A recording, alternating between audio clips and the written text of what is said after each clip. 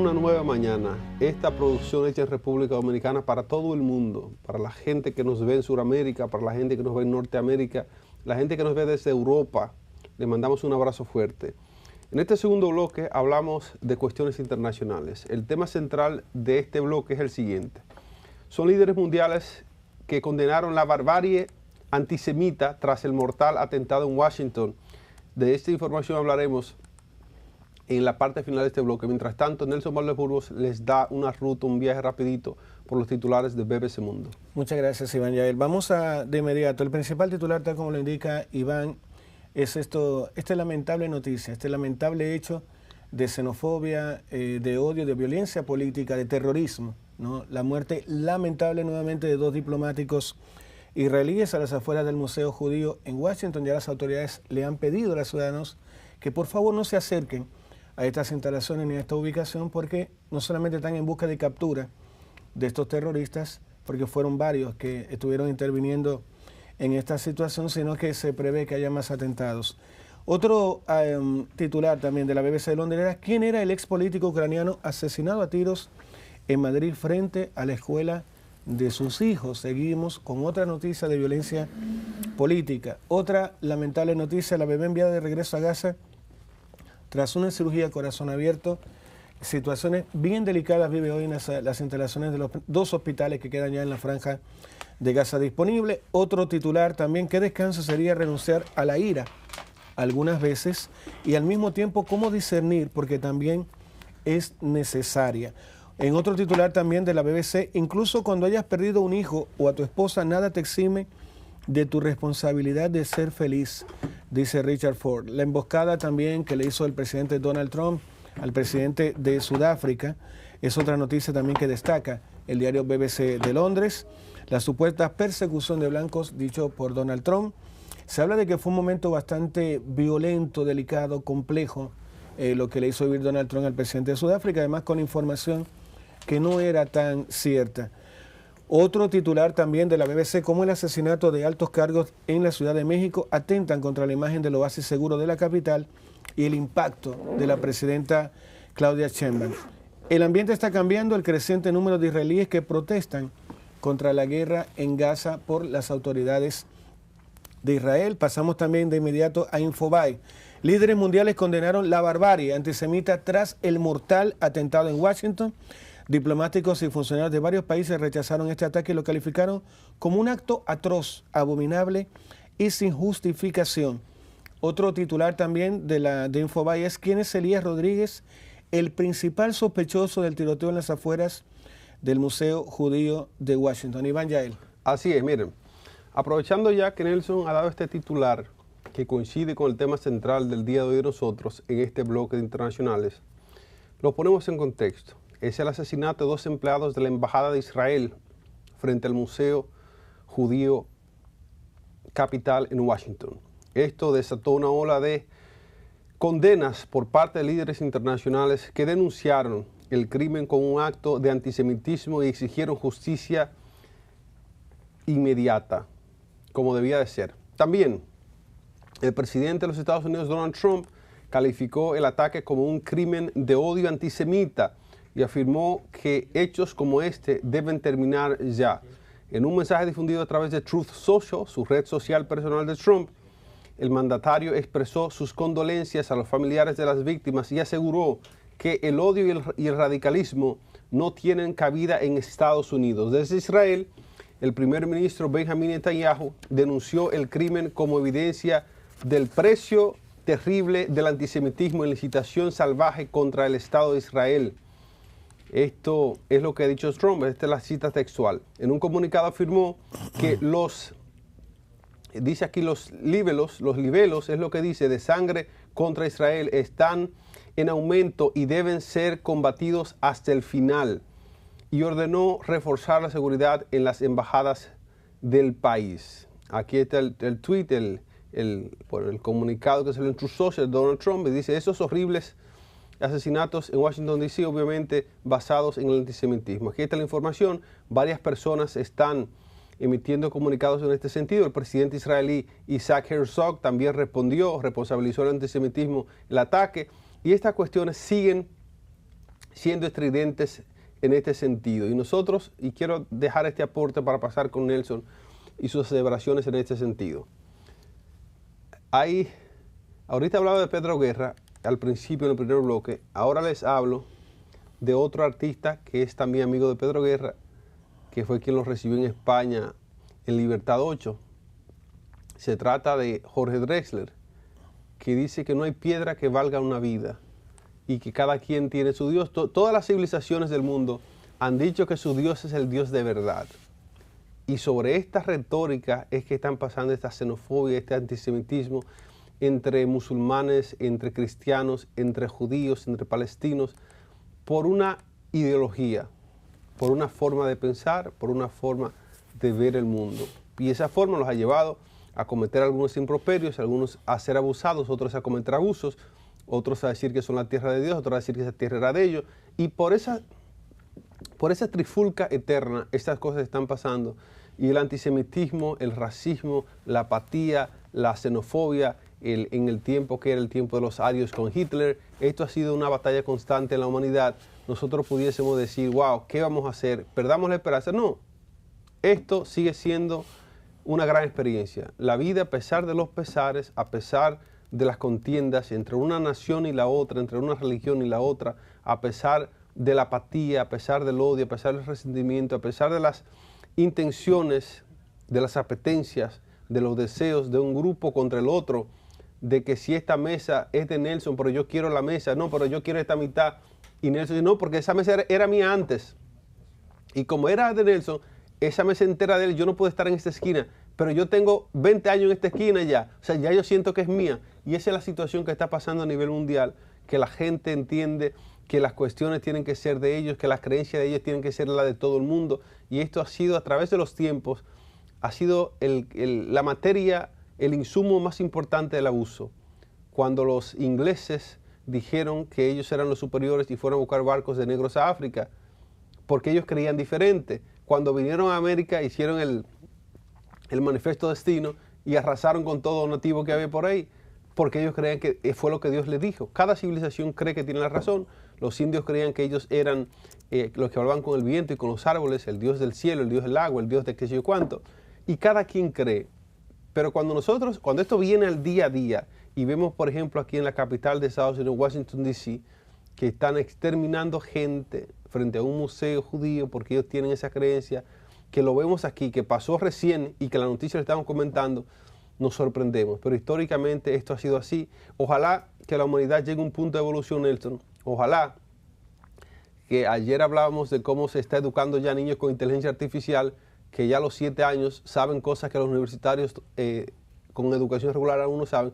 Ojalá que así mismo podamos evolucionar como seres humanos, como entes, como especie, para que lleguemos al punto de cambiar algunas cosas, de que hay preceptos religiosos antiquísimos que no van con la realidad lógica de cómo la vida debería ser. Nelson Valdés. Muchísimas gracias, Iván. Vámonos de inmediato con el contexto de la noticia. Tal como indicaba Iván, 2 empleados de la Embajada de Israel en Washington, D.C. fueron asesinados a tiros la noche de ayer por un hombre que, según la policía, gritaba Palestina libre después del ataque. Las víctimas fueron atacadas mientras salían de un evento en el Museo Judío de la capital de Estados Unidos, Washington, que fue anunciado como una noche para jóvenes profesionales judíos para fomentar, imagínense ustedes, la unidad y celebrar la herencia judía. La Embajada de Israel en Estados Unidos identificó a la pareja asesinada como Yaron y Sara.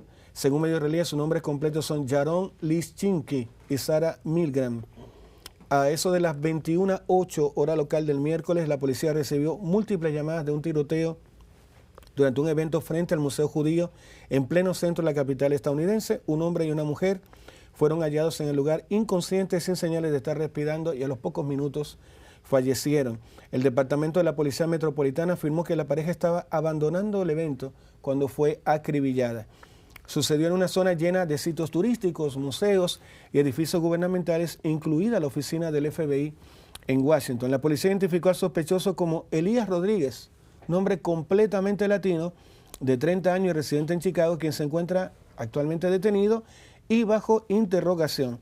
Pamela Smith, jefa de la policía, expresó en rueda de prensa que el sospechoso fue visto tiempo antes merodeando de un lado a otro afuera del museo, antes de que comenzara a disparar a un grupo de 4 personas. Kathy Kalicher, quien se encontraba en la escena del crimen, le dijo a la BBC que el sospechoso se mostraba nervioso tras el tiroteo. Oímos disparos y luego entró un hombre que parecía muy angustiado.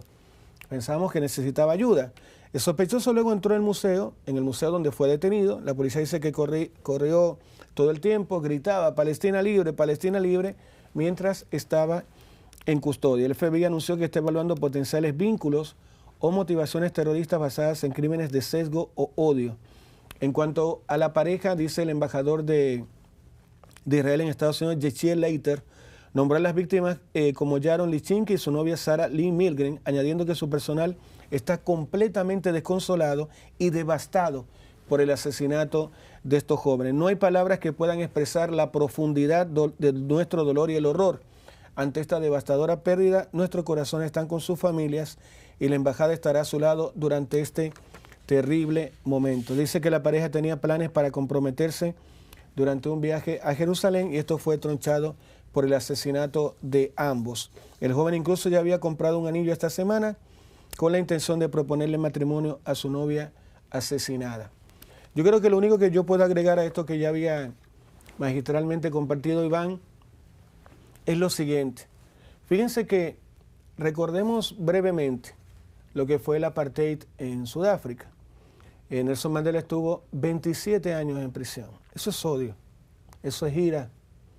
Por eso cuando Nelson Mandela gana la presidencia de los Estados de Sudáfrica, de forma inmediata los africanos estaban temblando y dirán, bueno, este hombre por venganza seguramente nos va a tirar encima a toda esta gente que ha acumulado es tanta ira y tanta rabia. Sin embargo, Nelson Mandela, sus palabras fueron, tenemos que convivir como una nación con diferentes etnias y razas.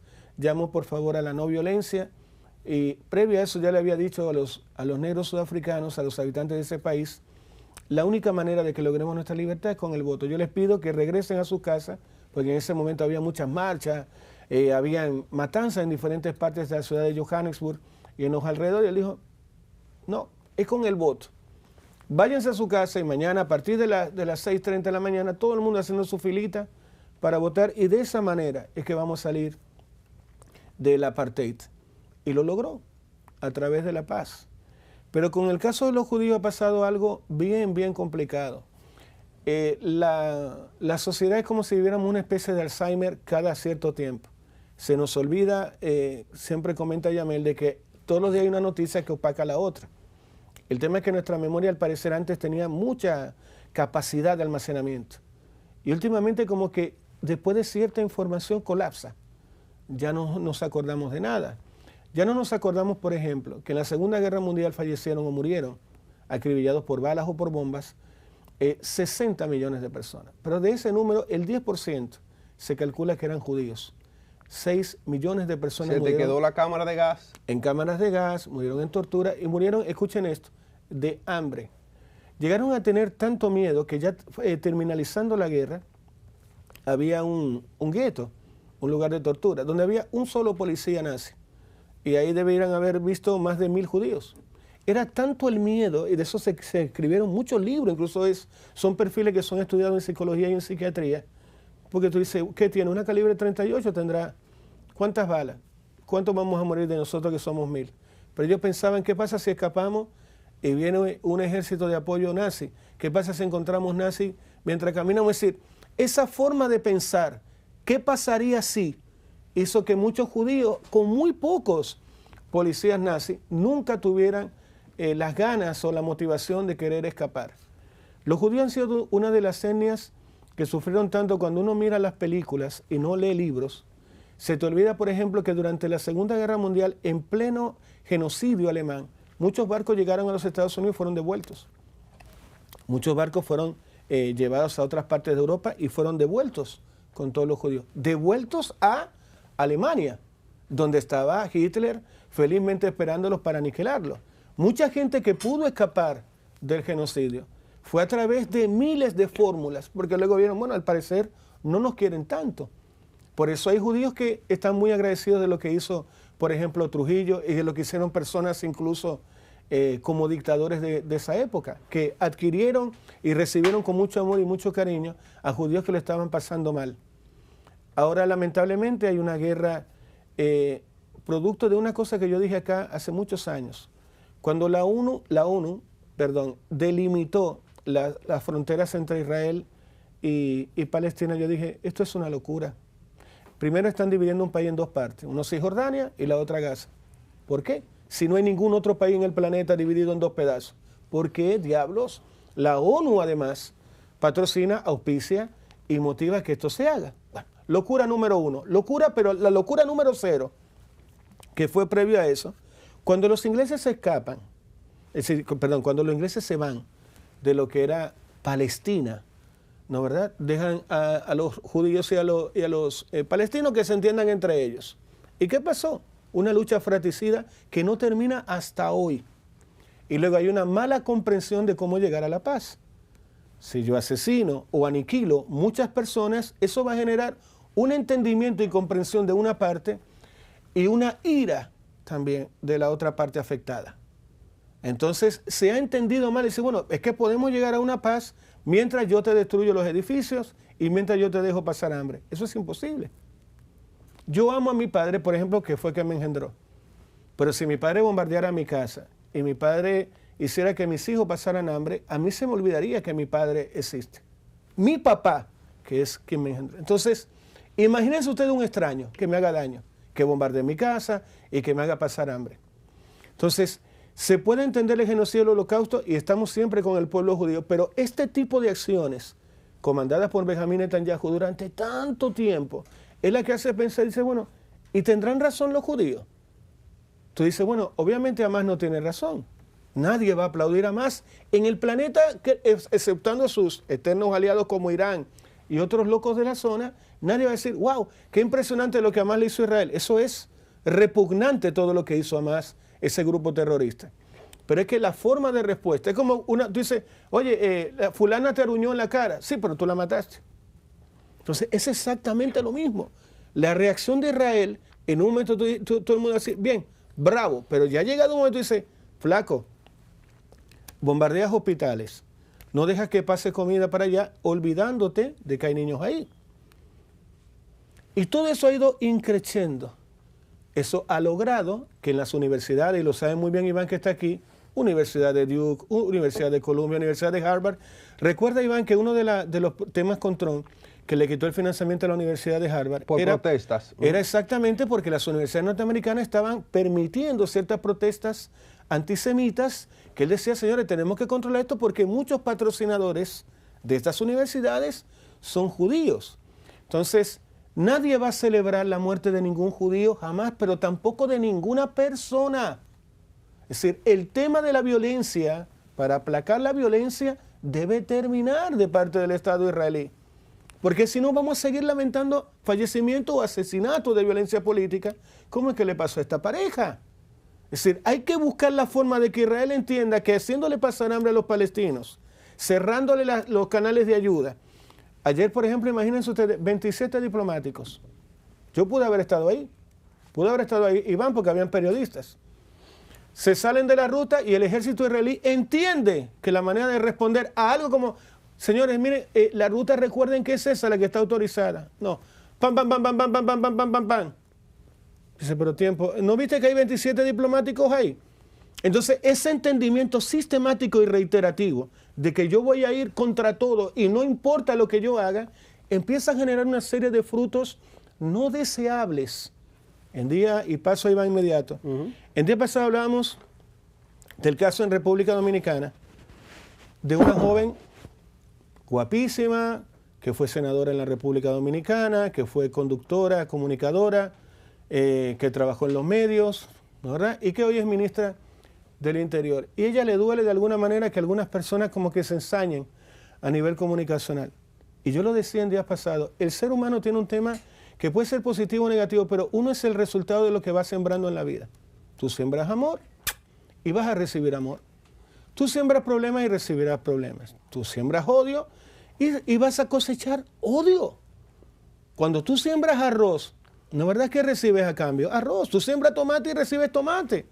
Entonces, si tú en la vida fueras sembrando lo que tú quieres cosechar, es muy lindo decir, bueno, yo sembré cizaña y voy a esperar que salgan flores. No funciona así la naturaleza. lamentablemente. Iván Yael. Miren, en este sentido, debemos subrayar lo siguiente. Lo que ha ocurrido en esta situación, y va sobre la línea de lo que le decía al principio, de hecho tenemos gente en YouTube que está comentando, comenta una televidente que dice, bueno, hay muchas versiones, pero el verdadero Dios es el Dios de Israel. Es así para una parte del hemisferio, pero China y Japón y esa gente de Asia tienen otra cuestión y somos seres humanos, ¿verdad? Entonces, las creencias son importantes para los pueblos, especialmente el pueblo de Israel tiene una retórica, una historia muy importante que está contenida en la Biblia y así se nos dice. Nosotros somos cristianos y así lo creemos. Ahora, con el mismo fervor, la misma capacidad que nosotros creemos en el cristianismo, que nosotros creemos que Cristo murió por nosotros, con esa solemnidad que nosotros abrazamos esa creencia, asimismo la abrazan los musulmanes y con su Mahoma, con su Mohamed, con sus profetas de allá, con sus profetas musulmanes, con sus creencias que ellos tienen. Eso es en su aspecto. Y los musulmanes tienen una diferencia con nosotros, es que ellos creen diferente a nosotros. Por eso la importancia de esto que nosotros estamos haciendo. Lo que nosotros estamos haciendo se llama comunicación. Nosotros estamos difundiendo informaciones. Ahorita al final del primer bloque comentamos en la caricatura de Cristian que era diciendo suscríbete a mi canal y escucha mi contenido, busca mi contenido. Y era basura lo que salía por ahí. La información es el aspecto más importante que diferencia a los seres humanos de otras especies. Esa diferenciación es lo que nos programa a nosotros a nivel de la información que recibimos. Los musulmanes están programados por una cosa. Muchos de ellos tienen una idea de que lo que hicieron los sacrificios de la Torre Gemela era bajo la creencia de que cuando falleciesen lo iban a esperar 70 vírgenes allá. ¿Ustedes están oyendo? Ellos creen eso. Si yo sacrifico mi vida en esta vida tan amarga, tan sufrida que tengo aquí en la tierra, 70 vírgenes me esperarán en la gloria. Así creen ellos. Nosotros creemos otra cosa y estas diferencias han causado tantos estragos a nivel mundial, mucha injusticia, genocidios y mucho sufrimiento. Ojalá que en algún momento, sea con los niños que están estudiando con inteligencia artificial, podamos superar esto. Vamos a la pausa y regresamos con más de Una Nueva Mañana. Ya volvemos.